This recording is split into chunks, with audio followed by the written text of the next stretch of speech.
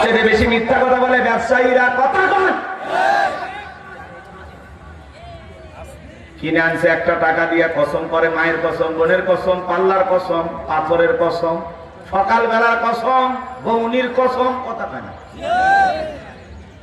কসম কাইটা কাইটা বলে ভাই আপনার খালি কিনা দামে দিলাম। সবাই রে যদি আপনি কিনা দামে দেন, ব্যবসা করলেন কেমনে, বৌসল ভাত পাবে কেমনে? কথা কয় না, আছে না ভাই?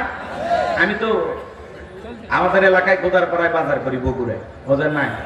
প্রত্যেকটা ব্যবসা করে হুজুর আপনার যে দামে দেই, খালি কোনো মতে পয়সা বদলায় হুজুর, মানে আমি যা দিয়ে কিনি তাই দে, খালি হুজুর মানুষ দেখা। আর আপনি মাদ্রাসা চালানিতে আমি জানি হুজুর, খালি কি না দামে দিই।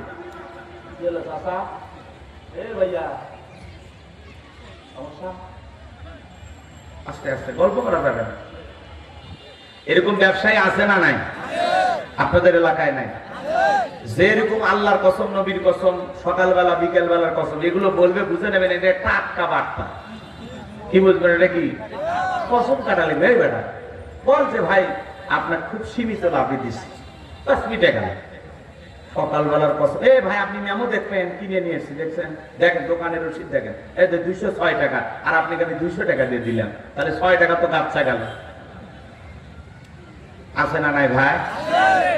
আহা, এরকম মিথ্যা কথা বলবেন না। ব্যবসা করতেছেন ভালো, ব্যবসার ভিতরে অনেক লাভ আছে, অনেক লাভ। দয়া করে আপনি এই কসম কসম কাইটে বেকায়দা করবেন না। আল্লাহ হেদায়েত দান করুন। আমি বিরক্ত হয়েছেন নাকি?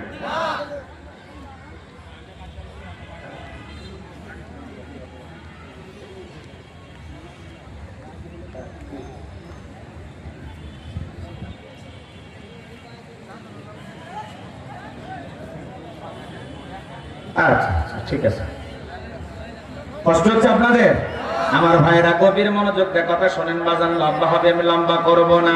হযরতে বেলাল ডেকে বলে, গতকাল রাত্রিতে নবীজির হাতে হাত রেখে আমি কালেমা পড়ে মুসলমান হয়েছি।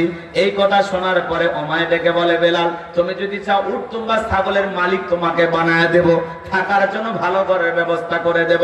হযরতে বেলাল ডেকে বলে, ও নাই ওমাইয়া, দুনিয়ার কোন পার্থিব সম্পদের বিনিময়ে বেলাল তার ঈমান বিক্রি করবে না। বলুন আল্লাহু আকবার। এইবার ওমায় ডেকে বলে, আমার কথা না শুনলে বড় নেতা আবু জেহেলকে খবর দেব। হযরতে বেলাল ডেকে বলে, কোন বড় নেতা ছোট নেতা এখন কাউকে গোনার টাইম নাই। আমি দুনিয়ার কোন আবু জেহেলকে ভয় করি না, আমি ভয় করি আমার আল্লাহকে। বলুন আল্লাহু আকবার। এইবার ওমায় যায় বলে, আবু জেহেল